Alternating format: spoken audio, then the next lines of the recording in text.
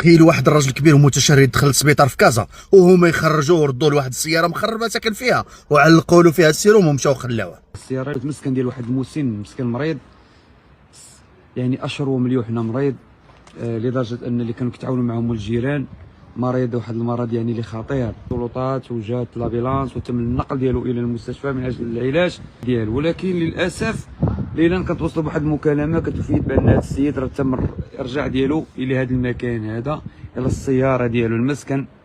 للاسف ما عرفناش علاش.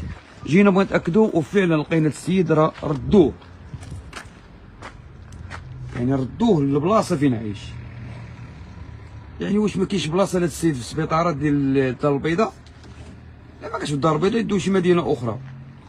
واش ما بقاش هما السيد اللي الحاله ديالو يعني صعيبه وصعيبه وصعيبه؟